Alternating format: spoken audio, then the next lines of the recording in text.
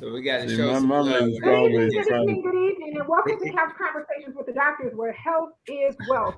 So, to all of our social media families that are here, we just want to say hello and thank you for being here with us. We also want to remind all of our viewers to make sure that you tune in and share. We see that people have been sharing even when the posts actually come up. So, we want to thank you for doing that and always being here with us and being adamant viewers to Couch Conversations with the Doctors. As always, we're going to go around our platform and do our introductions of everyone that is here to my coworker, Dr. Douglas Graham. Why don't you introduce yourself to everybody that's here? Good evening, everyone. I'm a retired physician who just spent 2 years working in Washington, D.C. with the representative. It's really a pleasure and honor to be here with him and my colleagues. I'll try and answer your questions if I can. Absolutely fantastic. To the man who says I threaten him to be here every Monday, but he is here and always on time. That's our very own Dr. Deacon James Miller. Good evening, everybody. You gave me all of my props. Huh? That's right. The preaching deacon. The preaching deacon. No, leave that part. That's not part of it. Good evening, everybody. The praying deacon. I am so glad to be here tonight with my esteemed colleagues and with the congressman and with Nikki to hopefully be able to spread some information that will be helpful and healthy to you. Simply fantastic. I want to say hey to Jack Orloff, who's here, to Albutrus Winfrey, better known as Beauty, who is here with us on today. I want to say hey to Mary Ballinger, who is here. Mary says, good evening, everyone, and Merry after Christmas Monday. All right. To Howard Brookins Sr., that's here with us this evening. I want to say hey to him. To Reverend Tommy Woodridge Sr., who is here with us on this evening. Pastor Virgil Means, who's here. John Collins, who is here. To the best comedian I know on this side of Chicago, that's our very own Teresa Sykes, who's here. And to Dr. Randy Sadler, the president of the Black Social Workers. I want to say hey to Randy, who is here. Dr. Terry Mason, as always, you have got to introduce yourself. That's the urologist of the stars, for those of you who don't know. Well, thank you very much, Nikki. I am a retired urologist, as you've already mentioned, and a retired administrator from formerly of the Chicago Department of Public Health and the Cook County Department of Public Health. And I'm grateful to be here, and I'm grateful to the congressman for allowing us to have this forum every Monday from 7 to 8 to bring you some good information. Thank you, Dr. Mason. Thank you so much. And thank you guys for sending those hearts. I see those hearts that you are sending to Miss Hollywood, who's here with us, to Dee, who is here, to Daniel Bliss. Hey, Dan, how are you? Long time no see. Thank you for being here. The Reverend Purvis Thomas, who is here. Is this the preacher's night? Because all the preachers tuning in tonight. Is this that question y'all got about should we have open door church on Sundays nights since these numbers are going up? I got that question about 15 times. It's not on our list today, but we may be able to get to it.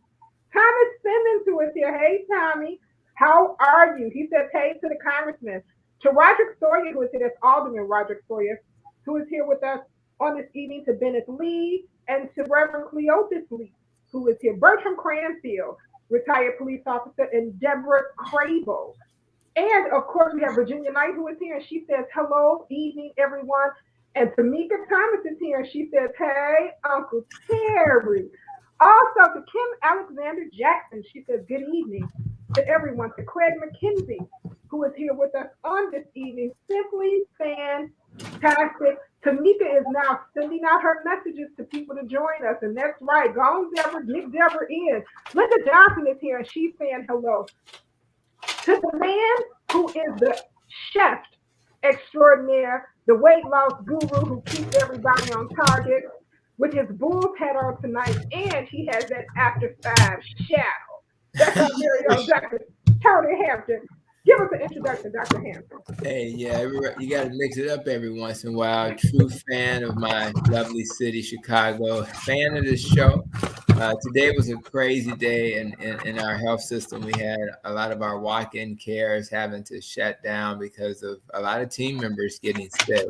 So I feel like a sense of normalcy when you come to this forum, because this is like a stable place where we can gather and share our thoughts. So I really appreciate having this so I can feel normal tonight. Family doctor with Advocate Aurora, obesity doctor, and also doing some leadership things within our health system. So happy to be here, happy to answer any questions. Simply fantastic. To Reverend Walter Jones that's here, he says happy Kwanzaa to everyone. Now, these pastors coming in because they got some COVID questions they're going to try to throw at us. So you guys be ready. To the man who makes all of this possible for us on each and every Monday night, to the one who teaches us each and every day that health is truly wealth and he's the vanguard on healthcare, that's our very own Congressman of the Illinois 7th Congressional District, Congressman Danny K. Davis. Well, this sounds like a who's who. I saw Alderman Sawyer this morning over at the Johnny L. Miller Center, Reverend Miller's brother's church. And some of the individuals who were just engaged. I had such a wonderful time this weekend until it was almost unimaginable. I mean, I was at a Pentecostal church on Sunday, and some of you don't know what Pentecostal might mean.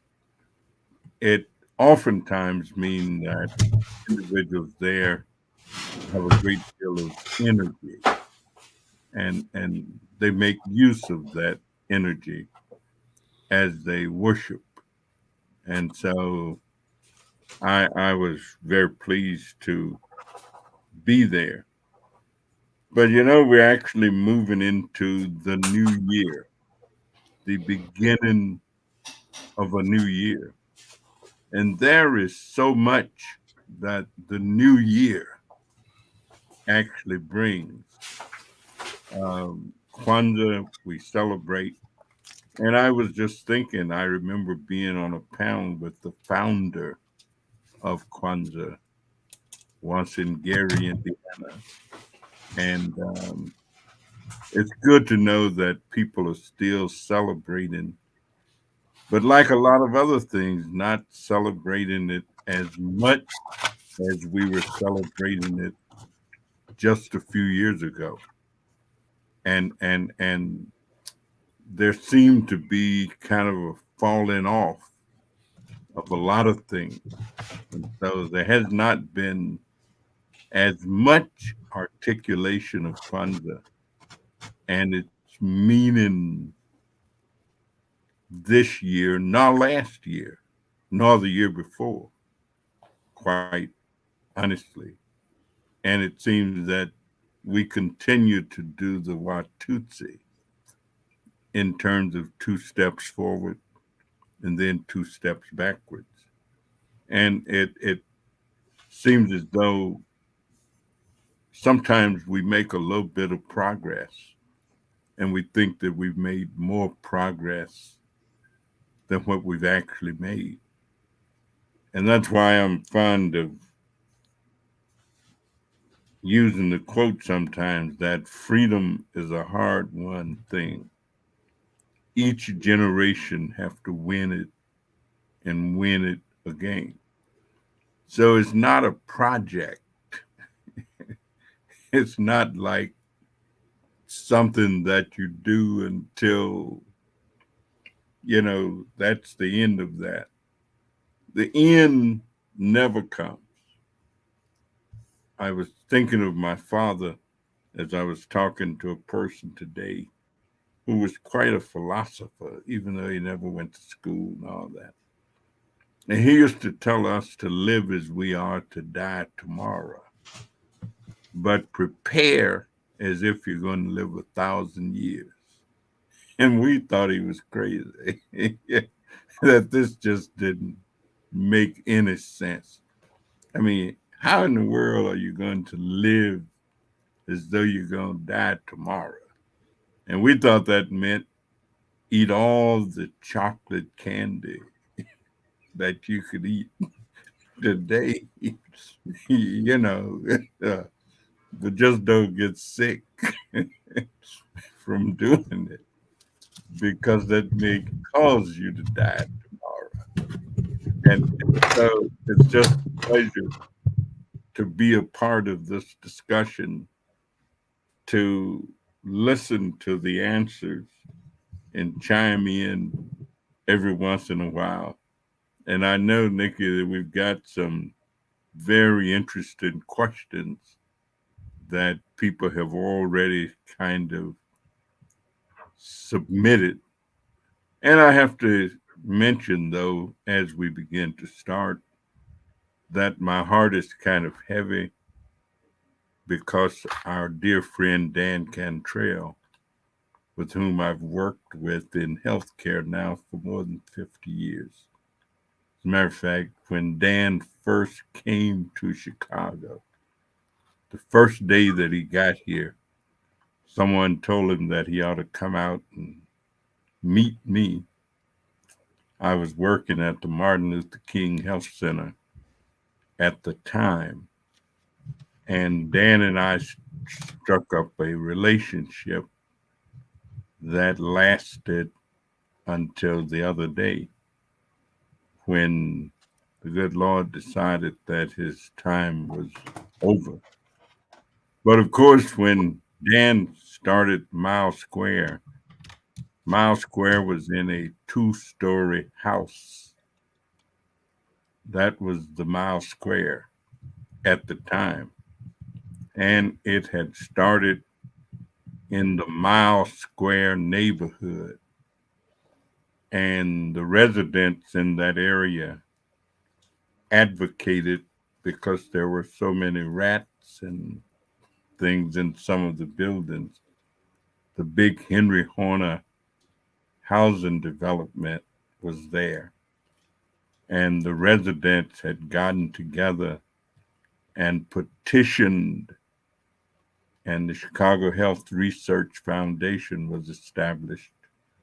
And they became the grantee for 3 of these things called community health centers.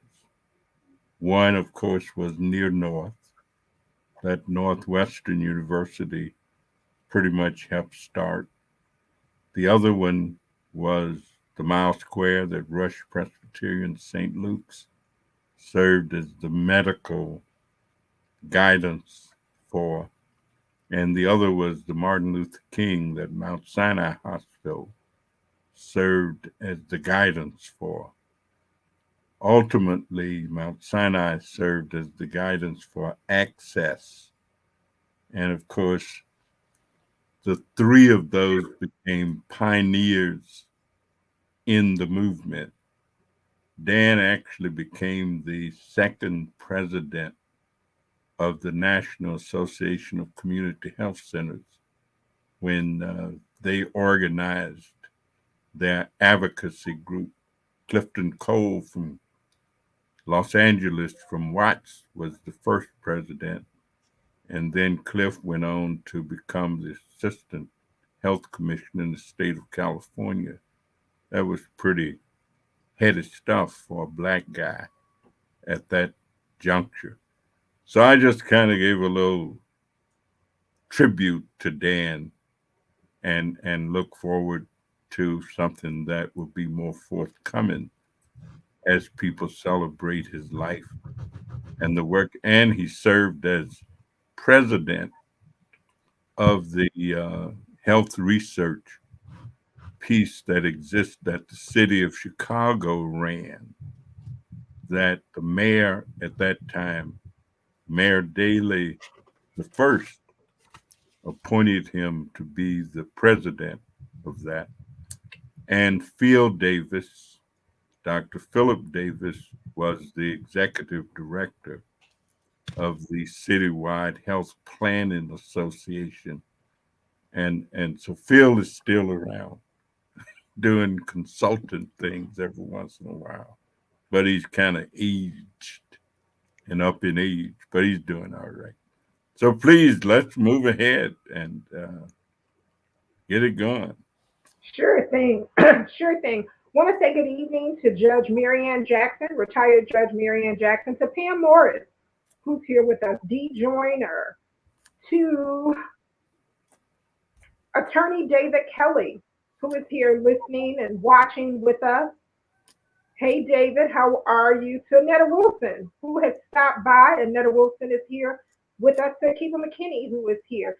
Kim Jackson is here, and Kim is saying to keep us safe and healthy. Keep us safe and healthy. To Denise Gathings, who is here. To Frank Avila, who is here with us on this evening. To Renelle Perry, who is here with us on this evening as well. Thank you, Renelle, for tuning in and being here with us. To Sharon Grant, who is here. Sharon is here with us. To Nellie Purnell King, who is here. Walter Jones says, Nellie says, good evening, everyone. Walter Jones says, praying for the Cantrell family and friends, that he's praying for them. Mary Ballinger also says sincere condolences to Dan Cantrell, to Mr. Dan Cantrell. Walter Jones also says, get tested, people, and get vaccinated. Get tested and get vaccinated. Henrietta Holmes wants you to know that she is watching. Henrietta says that she is here. Shauna Black Eyes Jackson says, good evening from the Jacksons, Tyrone and Shauna, who is here with us. Kim also shares, I appreciate the work done to keep us healthy. Sister Bonnie is here with us. Here's some more of those pastors, minister of music, and great psalmist and organist. Donald Buster Woods, the second, is here. He says, yes, Rev Davis, we love the Pentecostals. He also says that we need to know if the churches should keep the choirs going. So he's here. He's got a question about should we keep singing. Pastor Phil Jackson is here, and he says this is a great topic. What a great topic that we have on this evening that we will be discussing. I guess we're going to get right into these questions that we have here on tonight. We're going to get right to the questions. Are you guys ready? Are you ready for the questions here? Because I'm trying to find my questions. And here they are. Good evening, Congressman Davis. I hear people saying that this new variant is not deadly. However, we are still losing people every day. In Illinois, we still have death numbers per week. Is this because they are not vaccinated? Well, why don't I defer to one of the esteemed physicians to do a better job of answering that question than I would? So the answer to the question is yes. The majority of the people who are in the hospital are unvaccinated. And there are also people with risk factors who are older, who have other medical illnesses like diabetes, or whose immune systems may be compromised by other illnesses or drugs. So they're still vulnerable. And I think even people who get vaccinated, I had a bit of a scare the other day myself because I actually was tested 3 times, but the first one showed or suggested that I did in fact have a bit of the virus. And then I tested the moment I was told that I may have been in contact with someone who had tested positive, I immediately ran over to the Miles Square Health Center and got tested. And then a few days later, I got my results, and it said that I had tested positive. Then very quickly, I got tested again. I got tested twice.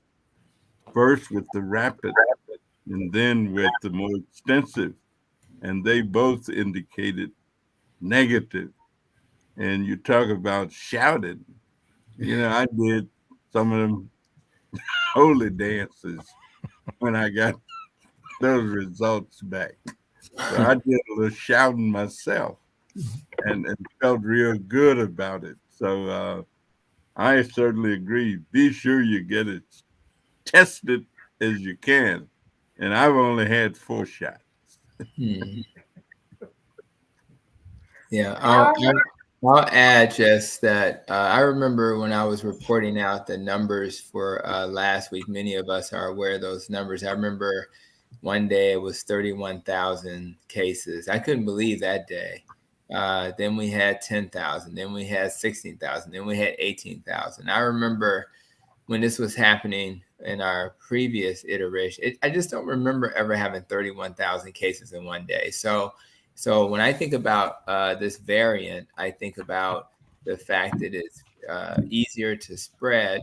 So even if it's less likely to kill a person or end up in a hospital, there's so many people who are being infected that it in some ways it feels worse because from my understanding, it's the most transmittable variant that we've seen. So it may not kill as many people in theory.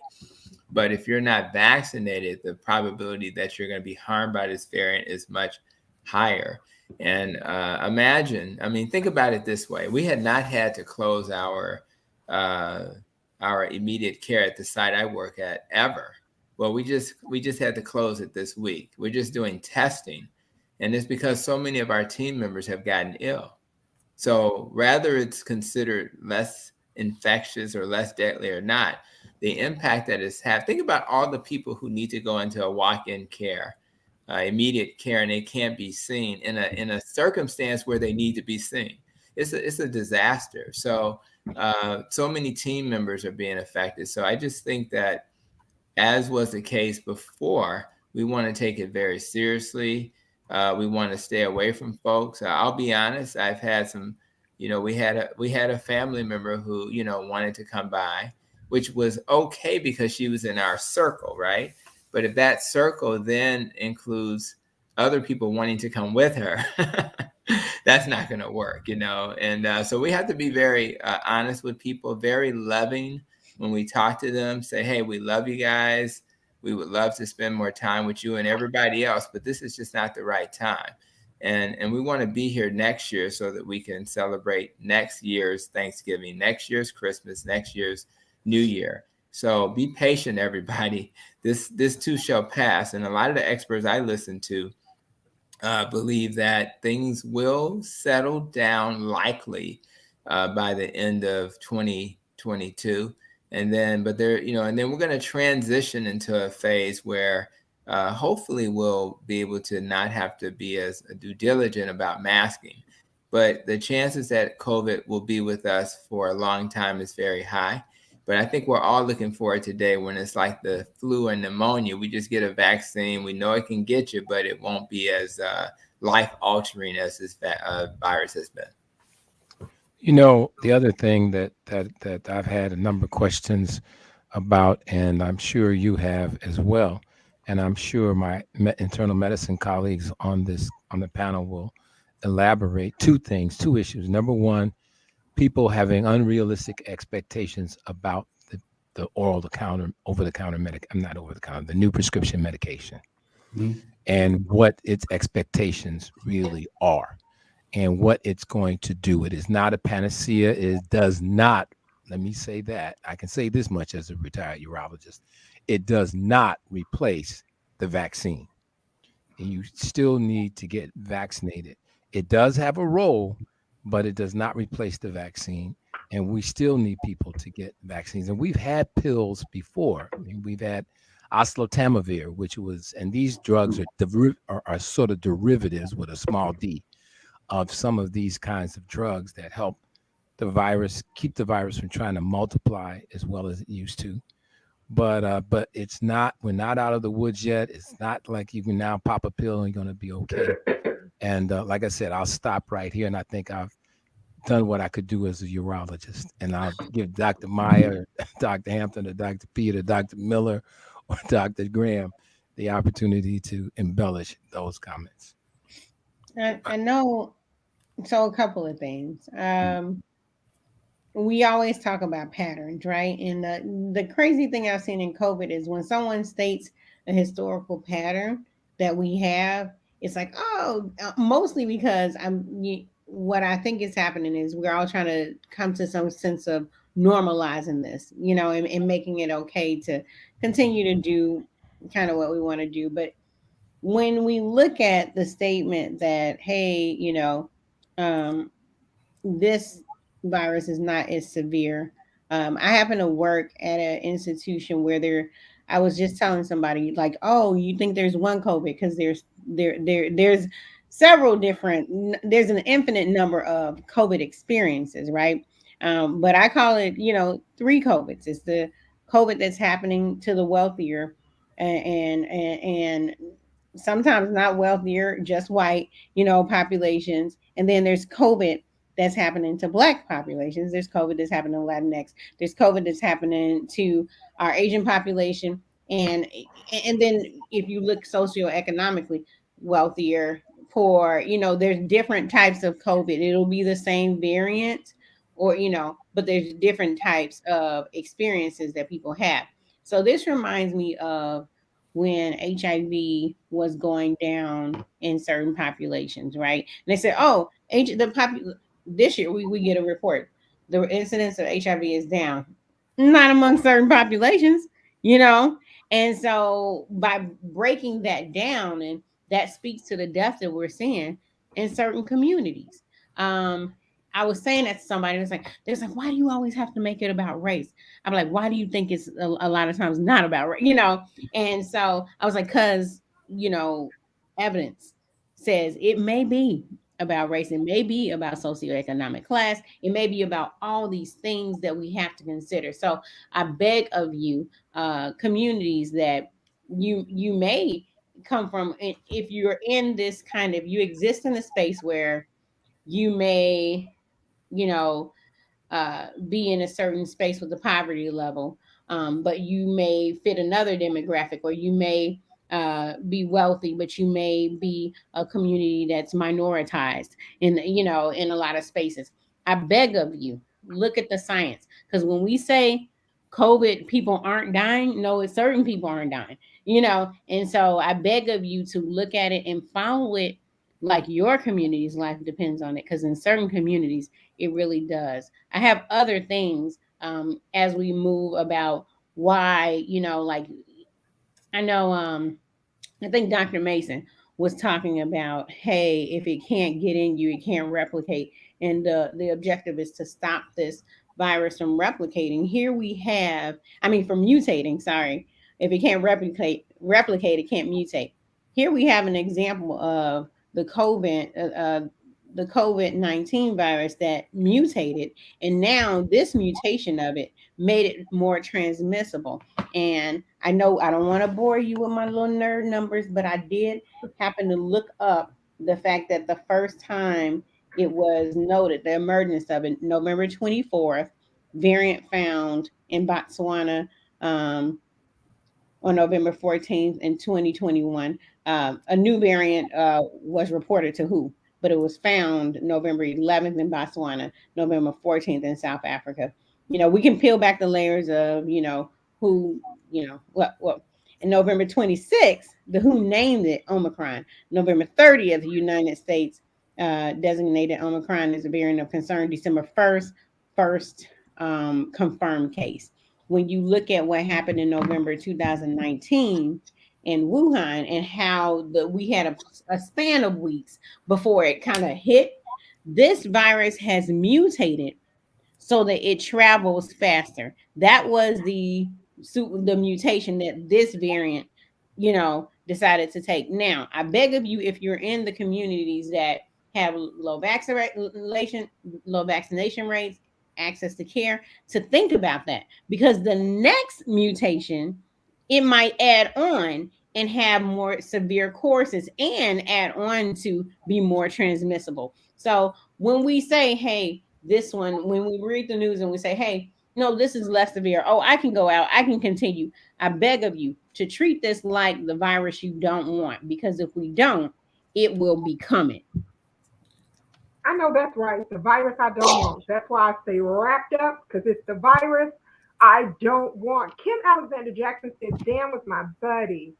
Pastor Phil Jackson says, my prayers are for Dan and his family. Walter Jones says, hallelujah for your results, Congressman.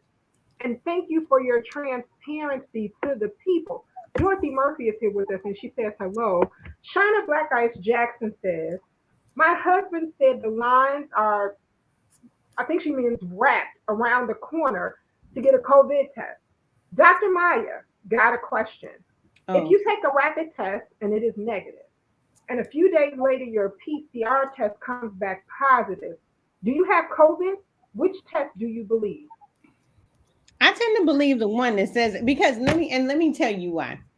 We have what do we have? Binex now, ID now, PCR. We have a lot of different ways people move about testing, right? The reason I tend to err on the side of caution, because I don't ever want to be that person that I got what I wanted, so I'm just going to move how I want to move. The reality is, in our communities, we need to move in ways that protect our tribe. And a lot of times we talked about this over the last year.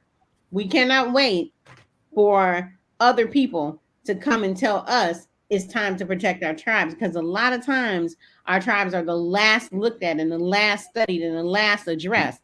So we have to do what we need to do right now in this space. So I would, I'm always erring on the side of caution. Like Nikki said, I'm always acting like, hey, let me do my social distancing, let me do my masking, let me make sure I'm not going in spaces that are heavily crowded and things like that. And in this case, I would say, let me trust, because if you are, if that, if it is positive, sorry about the cough, if it is positive, that's a 10-day, for some people 14, sometimes people longer, but 10 days. And I'm 44 years old. And I can't think of a span of time where I would have switched these 44 years. I know you can't tell. Wait a minute. Like, you see the shock on the other doctor's face. They're like, I've been practicing medicine all this time and I just can't understand the science behind it. Right. But I'm 44 years old and I can't recall a time where I would have traded these 44 years of my life for 10 days. All right, so Walter Jones had the best rebut to that. He said, keep it real, Dr. Maya. Keep it real. To the doctors, please explain this new variant and why it is so rampant. And I think you guys probably went over that, but if anybody wants to attack it quickly, I'll back up. So Nikki, I'd like to say a couple things. And one is the rapid test isn't always positive. And there are two reasons for that. One is that mutation may make some of those rapid tests won't be able to detect it because of the changes in the structure of the virus. The second reason is you have to have a fair amount of virus in your nose or in your saliva for that to detect it. The PCR test is much, much better because it can detect the virus at much, much lower levels. So you can get that rapid test to be negative, 2 days later get the PCR and be positive, and that's what we call the gold standard. Okay. Dr. Pete, you were getting ready to say something. No, just that. Well, the Omicron variant is I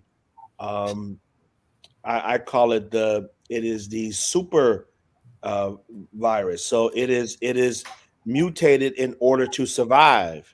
And so when someone says, why is it so transmissible? I mean, this is like the baby or the grandbaby of alpha and beta and gamma. And so it is trying to survive. And as more people get vaccinated, it has less avenues to evade. And so I think we're on the right track. We just got to, convince some of our other colleagues that the best thing we can do, and to be honest, we didn't even have a vaccine during the time that Alpha was here. And so that now that we have a vaccine, on top of utilizing the usual mitigating strategies that we have, wear your distance, watch your distance, wear your mask, and wash your hands. On top of those things, and then just moving, very, very intelligently, like my colleague said, you just got to make smart decisions. It might be one event that you say, yeah, you know what, not this year, and I know I paid a lot of money for that ticket, but guess what? They got the proceeds, and I know you got a nice, pretty dress or tuxedo or whatever, but you just got to make smart moves right now in order to avoid that, and continuously talk to your colleagues and friends about making sure that they're vaccinated. I had a friend who I thought was vaccinated, and I just assumed that he was, and then he had to take a flight out of town, and I guess wherever he was going was like, you're not going here, my boy, unless you got at least one vaccine in you. And he was scrambling trying to get a vaccine. And I was like, so now all of a sudden you want to hop on that plane and now you want a vaccine. So, but I pointed him in the right direction. And so at least we got one of them. I'm trying to heavily influence him to get that second one also. But yeah, that would be my explanation to why this one is so transmissible. And So- let me say this real quick, Nikki. I just ahead, want to sure. emphasize this one little point. And the point is the virus is when it mutates, it's almost like somebody that's going to rob your house, right? So if somebody's going to rob your house, they're not going to go to the house that's got, guns and, a whole crew of folks ready to, it's going to go to the easy target, right? And many of us grew up in tough neighborhoods. We know how it goes, right? So, all these mutations are really excited that there's unvaccinated individuals out there, because as Brother Pete was just saying, it's trying to spread itself. It's trying to grow its family. So it's going to be much easier to do that in a body of an unvaccinated person. So you kind of set yourself up. You were already in trouble with the first version. You was in more trouble with Delta, which had about 13 mutations. Now we got 30 some mutations. So it's much smarter and stronger, and it loves to identify those people who have not been vaccinated. And it's so I think it's really important we understand that yes, we have people in situations who have to travel, but if you're unvaccinated, you are just setting yourself up for failure.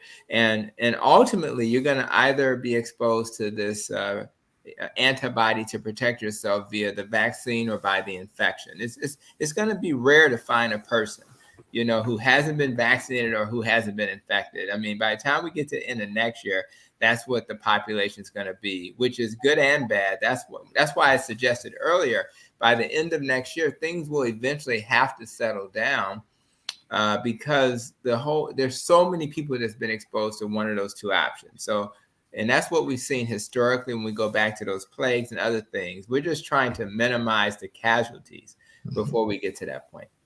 Yeah, I'd just like to add a couple of things here. And one is, again, with this new variant, it's new to us. We haven't had time to really study and see exactly what it's going to do. Some of these things take time and observation before we really know what kind of effect that they are going to have. So that's an important thing for us to always, unless we know exactly and is able to give a good prediction in terms of what are the ultimate outcome, we really have to continue to be careful in how we behave ourselves. And it may very well be that this won't make it kill as many people and won't make as many people sick. But we don't know that there might not be something that will come up later on that has a different kind of effect and it's causing people to be ill in ways that we, had not thought about. The other thing is that this is a burden on our healthcare system. Dr. Hampton was mentioning how one of their facilities couldn't do their normal work because they had to because there were people that were so sick and they could not be there to provide those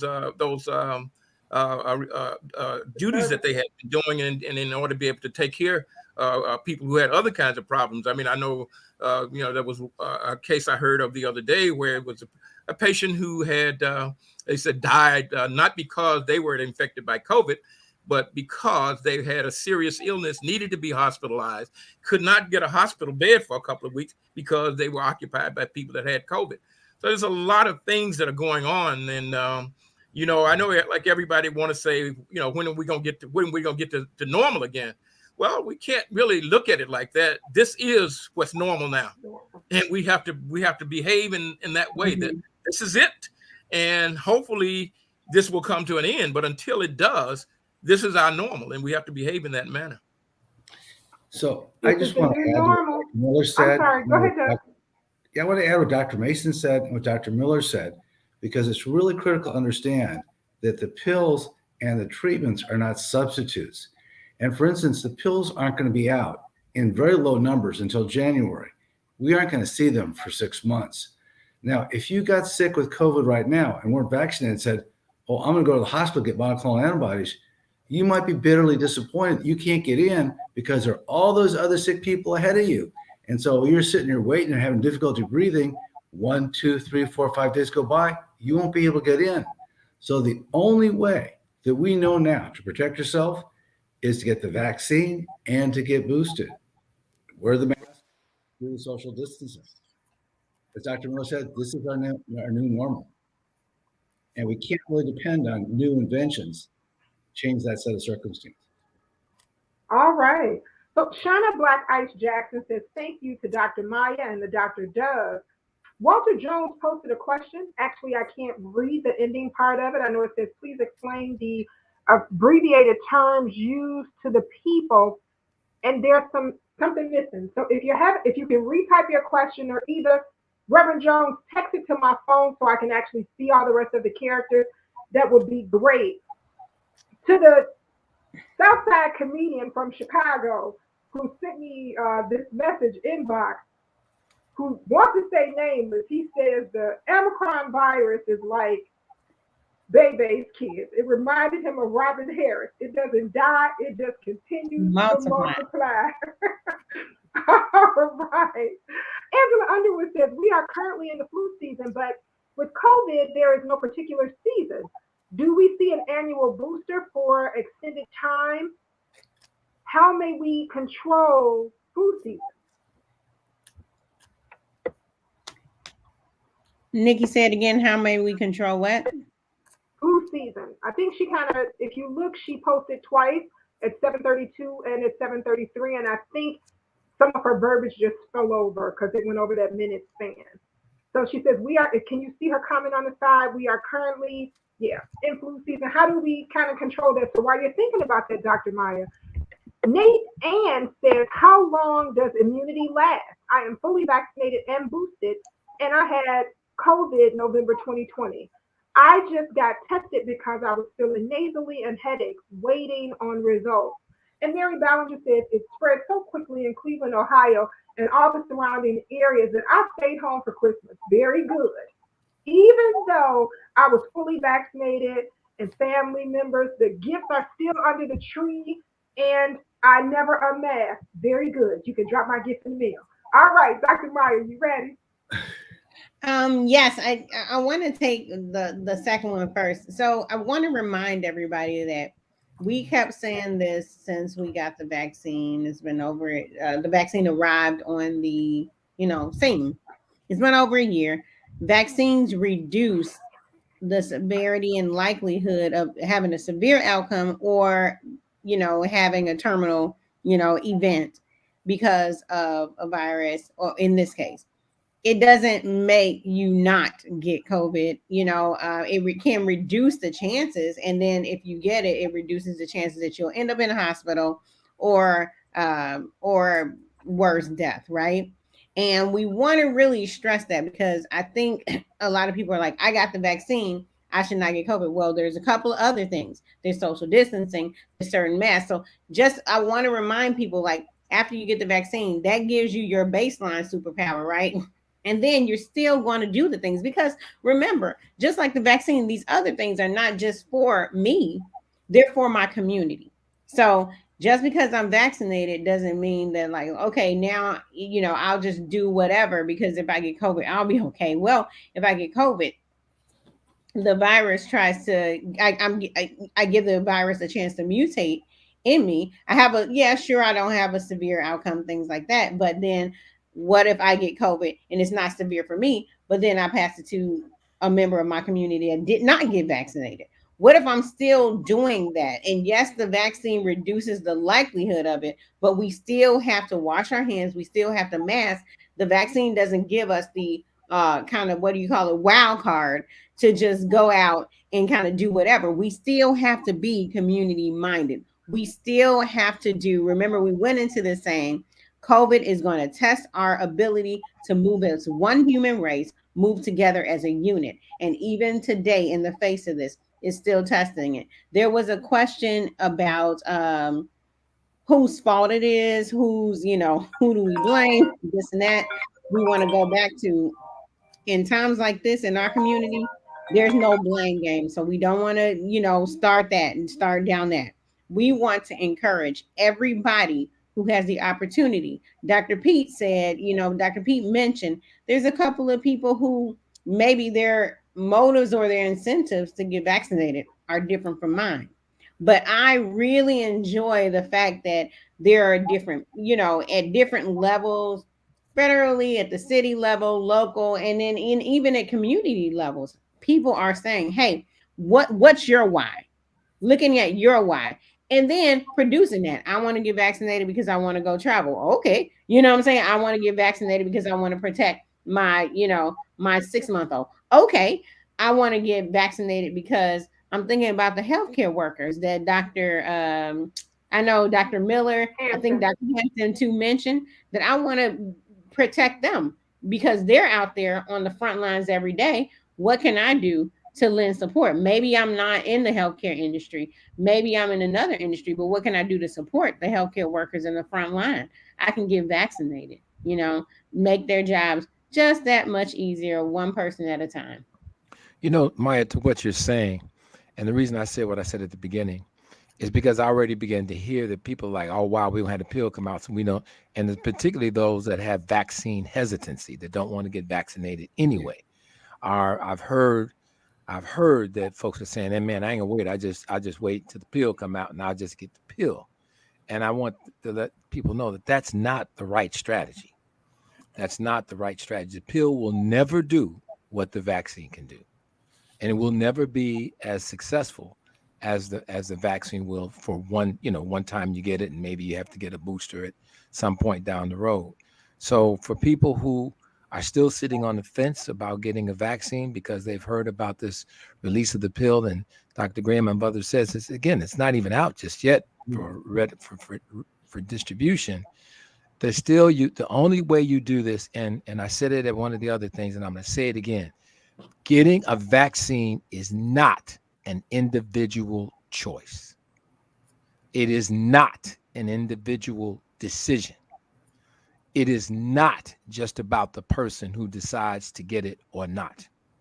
Getting a vaccine as part of a public health strategy is what we all have to do in order to create that hostile environment in our bodies, as we've talked about over before, so the vaccine can't begin to reproduce itself.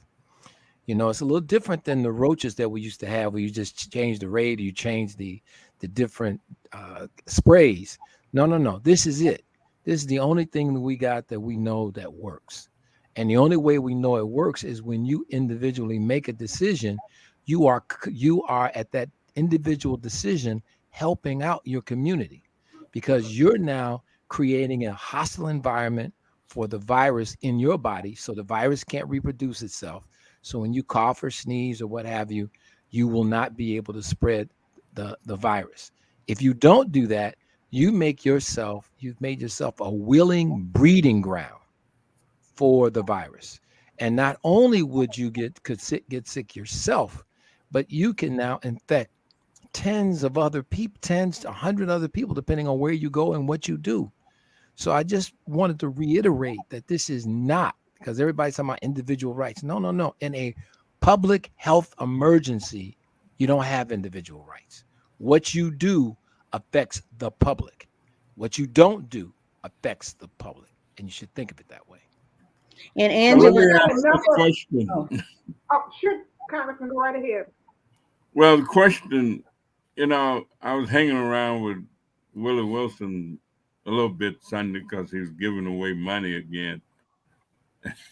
and and his wife showed me a contraption that she says she bought him for Christmas that can detect whether or not you're close to some individual who may have the virus, or if the air where you are may be conducive to the virus. Anybody aware of that? What that is? So They had a little there are cell phone apps that will What is notify it? you. There are cell phone apps that you can get that will notify you if you've been in close contact with somebody with COVID. But in all the reading that I've done, I haven't read of a device that will detect your environment and detect COVID in the environment. So, Yeah. So you can get that. You know how much it costs? I, You know, the other thing, Congressman, I would say too, is that those things haven't been verified, and I would hate to leave my health up to somebody who's trying to sell me an app. I mean, and I'm not saying that it's not valid. I'm just simply saying it hasn't been tested, it hasn't been scientifically proven. And so, in that sense, we really got to stay away from the hocus pocus and really go to the same things that you know. You know the event that you shouldn't have been in. That's the one you need to avoid. Don't go and get an app. Don't take your butt to that event that you know there was going to be 500 people in. That's the event we need to avoid. Let me ask Doug a question. Doug, is this based on statistics? I mean, are they is the app giving information that you're traveling into an area where there's a high incidence, or what is the modality? I can't tell that I have enough information on this. I've seen two of them, one for Apple phones and one for Androids. I don't know whether they do it from public health data or a compilation from the labs or whatever. Yeah. But I just know that they've come across my horizon in the last week or two. Yeah. And now, before we get too far, I haven't seen anything published in a peer-reviewed journal. Yeah. Before we get too far, I want to mention to Angela Underwood those same strategies that Dr. Terry Mason kind of mentioned: get vaccinated, wear your mask, wash your hands, work for flu. Yeah. And so, yes, so that's what we can do. I think Angela Underwood asked, what can we do to reduce the severity or the burden of what we're seeing with flu season? And so that is that. And which got me to thinking, you know how they say a lot of this stuff we're coming up with for COVID specifically is new, right? So, and we keep saying, no, there was science behind it. There are things we know, right? There are things we knew for flu that we were able to apply here. And so there's that. So every time your brain tells you this is some new stuff that people are just making up, there are also protective facts that a person always says, follow the whole. If you want to go there, tell the whole story. So we know that hand washing, and we knew this for not only flu, but different things, and so we're applying it here, apply it there. It'll work for flu too. Get the vaccine, and you can get the vaccine at the same time you get the COVID. A lot of people are doing them in separate arms, just in case you're out there. You're like, should I get flu or COVID? You can get the vaccines. You can get them in separate arms. You can get them the same day. And I think people will get it. We had this event last Monday at the XS tennis court, and I think 300 people. We had kids, we had Santa Claus, we had everybody, we had the soul children. And people were getting vaccine. I was shocked. I couldn't believe it. People brought their children, and it was so good to see parents bringing their children. And, you got to have other stuff going on too, like toys and cotton candy and, stuff like that helps. But they were getting vaccines. They were getting shots. It was one of the most delightful sights I have seen. And so, more things go on than just playing tennis on that. Absolutely right. We gave away a little over 1,000 toys. We gave away over 400 gift cards, and we also gave away 307 vaccines. So pay attention, people. Make sure you get vaccinated. Charlotte asked a question. She says, the lines are very long for COVID testing. I got my test and I'm waiting on my results. Are the results backed up? Well, Well, it all depends on like if the place is what lab that they're using. Is the lab on site or if they have to send it to another site. So I think it's important first that you get tested. I'm happy that you're going to go get tested, but two, you may want to find out if they have a lab on site. Many of the places are just places that people are renting just to have the testing done, but then they have to send the lab out, and that lab doesn't get sent out until like the end of the day. So you might as well count that as the next day, unless you're getting the rapid test, and that's different.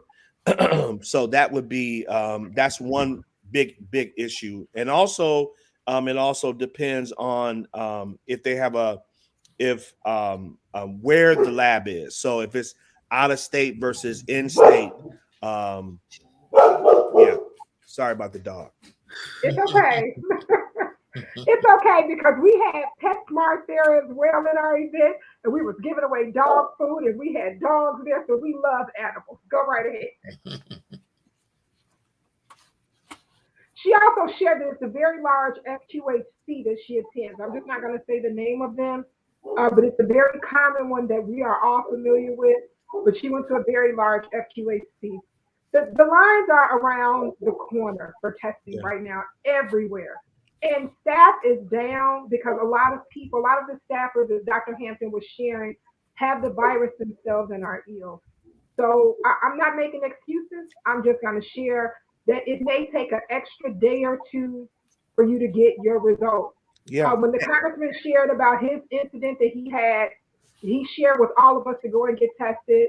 I took a rapid test. It was negative. I took the PCR. I had to wait additional days, and I've never had to wait before. So it's just things are just a little behind now, but it's best to just be tested and wait because you would hate to go to work or go somewhere and find out that your test was positive, and then you become like a super spreader in your office.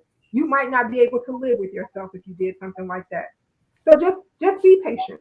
Yeah. I'm sorry. Go right ahead, Dr. Pete. No, and Nikki, and I agree with you. And on top of what you just said, some places got this down pat and are much more efficient than others, and some are just a little bit behind in terms of their just sort of operational standards, right?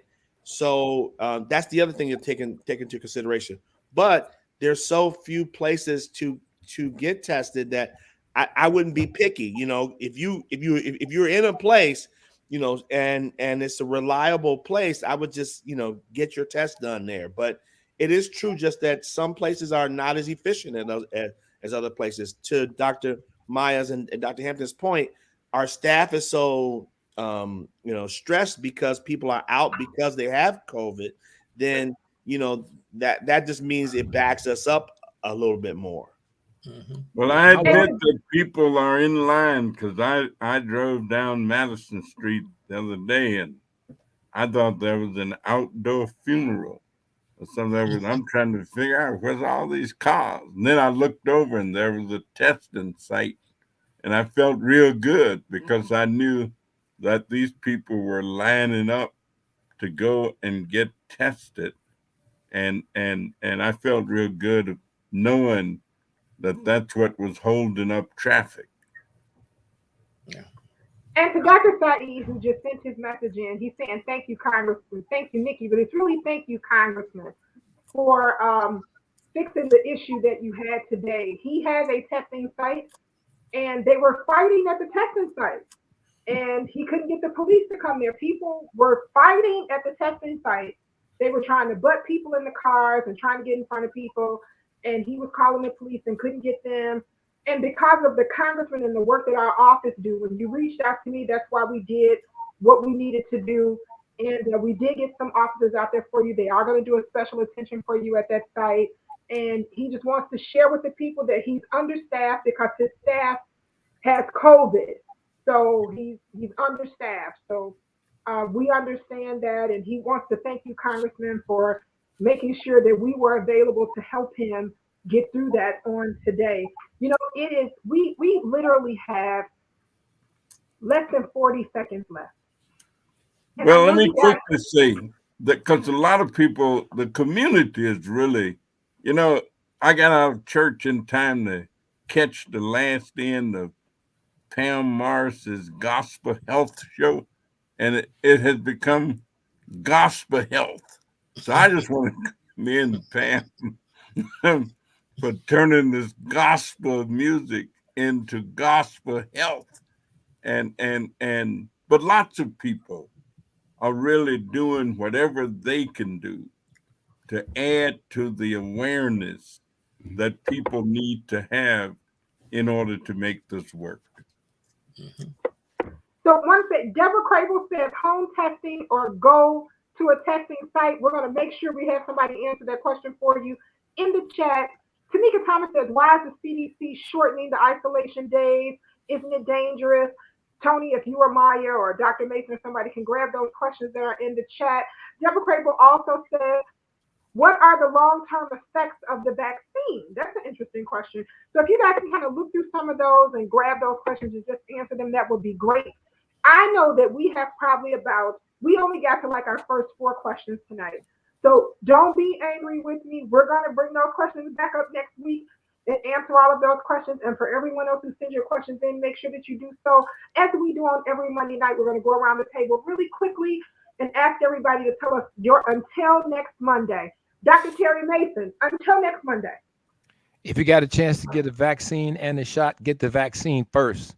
And then after the vaccine, you can get tested whenever you want to get tested.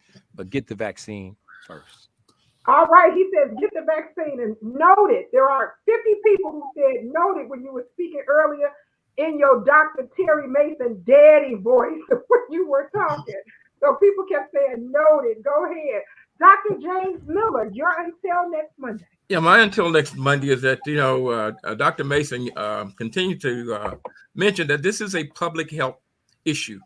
And it's going to take the public. It's going to take all of us doing everything that we can do to get everybody or as many people as we possibly can vaccinated. And I understand everybody's not a healthcare worker, but people, situations, and you do whatever you can in your situation using whatever it is that you do to try to advise people to seek the proper guidance and try to guide people and try to inspire people to do what it is that they can do, and also I think the whole issue here that we have to understand today is that this is not just about you, the individual.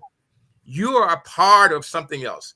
If you hit my thumb with a hammer, I'm gonna hurt all over. And so when one of us get the problem and with get an infection, we are potentially a problem for everybody else in our surrounding. So we need to look at it like that we are not, this is not an individual thing, and we all got to do what we can to help out. And so it's going to take us, the community, everybody coming together in whatever capacity that you have to influence and to educate and to encourage people to do what is right in this situation. So that, we want to get beyond this, and that's what it's going to take to get beyond this. All right, Dr. Douglas Graham, your until next Monday. And as you shared your until next Monday, I saw your note you just sent me. Why don't you answer Deborah Crable's question with that note? Okay, so I want to answer a couple of questions if I could. And that home testing is great. You can go to a pharmacy, you can buy it. Actually, it's not one test, but 2 tests 36 hours apart, because maybe the first time you do it, the virus level may not be high enough. But the trouble with it is some of these take-home tests can't really detect all the Omicron virus, all the variants of COVID. So you might miss some. The PCR test will detect much smaller and lower levels of the virus than the home test will. But the problem is you got to get in for testing, and it takes longer, and it's going to cost a little bit more. So there's the difference. I guess what I'm trying to say is these vaccines are only a set of instructions for your body. They don't contain microchips. They can't change your DNA. They just tell your body, get ready because this bad guy's coming. And the beauty of this is you can change that instruction. As the virus changes, you can change the instructions to be prepared to deal with it better and faster than anything else that's been out there. So understand that vaccine is just instructions. That's all it is. It goes away after your body gets instructions, has no long-term lasting consequences in most set of circumstances. However, understand because of monitoring in Europe, they're not recommending the Moderna for young men. And here in the United States, they started to change with how they feel about Johnson & Johnson. So it does pay to pay attention to the news and to tune into this event. All right. Dr. Tony Hampton, you're until next Monday. I think just being cautious is what I would say to people. We're in a pandemic. I need you to act like we're in a pandemic. We were not required to wear N95 masks in our clinic. We had to wear masks. I'm wearing an N95 mask. It's uncomfortable. At the end of the day, I got mask marks on my face. Indentations. So we have to be comfortable being uncomfortable.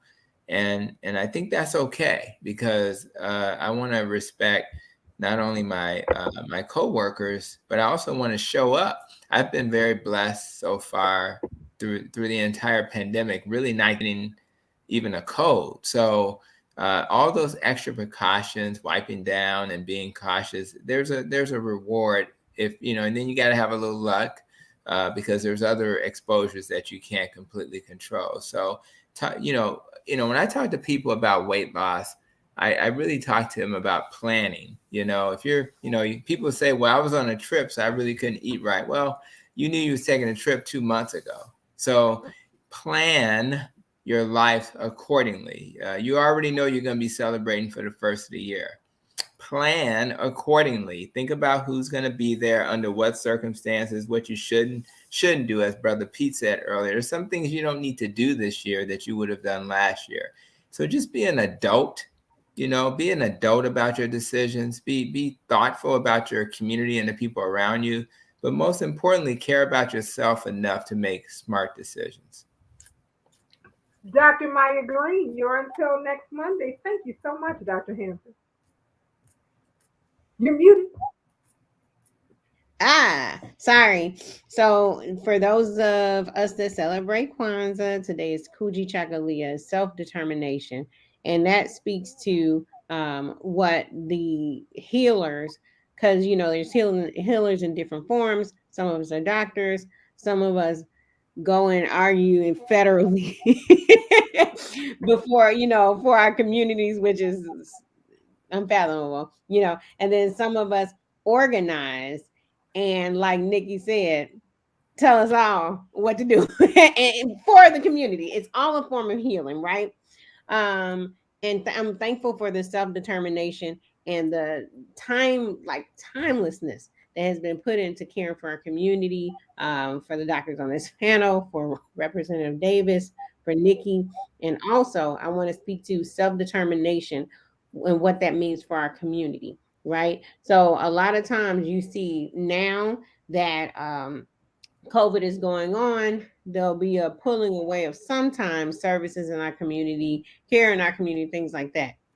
When you go and you get your vaccine, when you choose to stay home from that big event, when you choose things that are going to help not only your body, but your community, you are exercising that self-determination to say, no, you will not count my community out. We are not, we are not a lost cause, and we are not going to forget each other, and we are going to protect our tribe.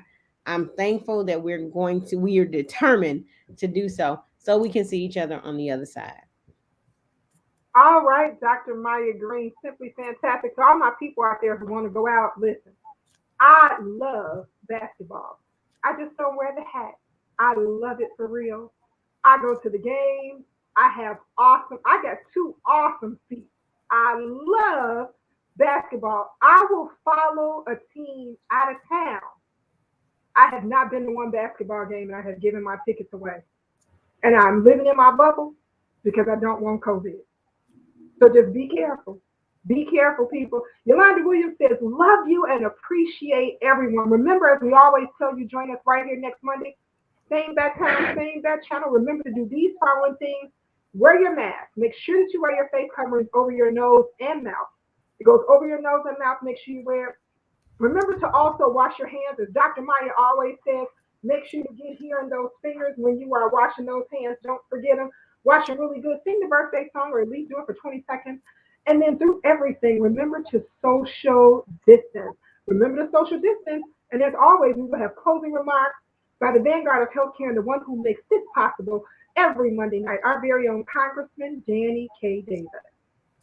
Well, let me thank everybody for being on. And I also want to give a little shout out to former State Senator Howard Brookins, because Howard is one of the main reasons that we have as many Black circuit court judges as we do in Cook County.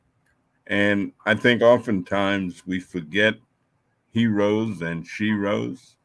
And this just happens to be one of those times when heroes, I think, are indeed important. And there are so many heroes in our community that we need to know about.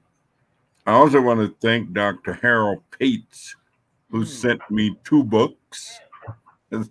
I got a book, 2 books from somewhere in California, and I'm wondering, what is this package I'm getting from California? And as I opened them up, one was a book that Dr. Pates had written. He used to be the president of 2 of our colleges when he was working. He's now retired. But he also sent me some of the words of my dear friend, Dr. Bobby Wright. And so in my comments, I'm reading some of what Bobby wrote. And of course, we all know about the Bobby E. Wright Mental Health Center. Well, Bobby and I were classmates in graduate school, and Bobby was a very dear friend of mine. And I've heard Bobby with this quote many, many times, but it always sounds so relevant when I read it or hear it. And Bobby used to use it all the time. He'd say that in a bullfight, there comes a time when, after being brutalized while making innumerable charges at the movement of the cape, the bull finally turns and faces his adversary, with the only movement being his heaving, bloody sides. It is believed that for the first time, he really sees the matador. And this final confrontation is known as the moment of truth. And I think the moment for truth is really on all of us as we struggle with this pandemic and the impact that it has had and continues to have on our lives, which makes it difficult to plan.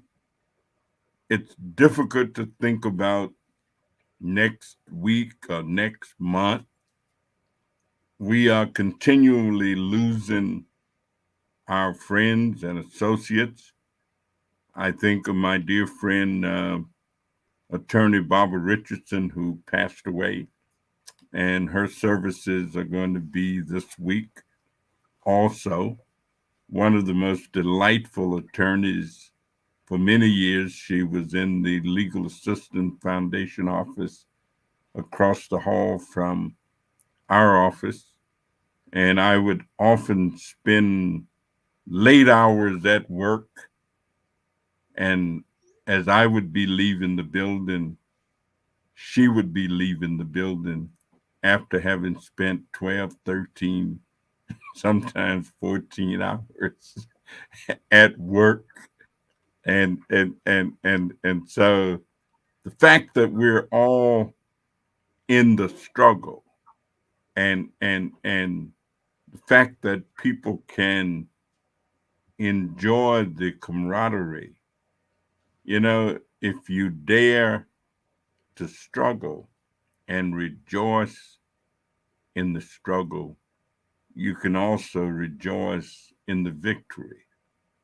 And of course, Bobby used to say that a great deal also, and often with the end with the luta continue. And that is, the struggle must continue. and we will conquer without a doubt. Go over to the Kwanzaa celebration at Malcolm X on Wednesday. I'm going to try and make sure that I go because I have not been to one this year. And so I'm going to try to make the one at Malcolm X College and thank them for putting it on. Thank you all. Have a wonderful evening. It's been a great night, and tomorrow will be even greater. Congressman, do you have any arrangements for Mr. Contrell? No, I don't. And if I get any, I know that his family, his daughter, had indicated that she was going to do something that may be fairly private, although they will have a funeral in Atlanta next week. But if there's nothing more public here, then I am going to engineer a memorial tribute to him at some point. And when we do that, I will make sure that everybody is aware. Thank you. Thank you very much. And please, everybody, have a wonderful evening.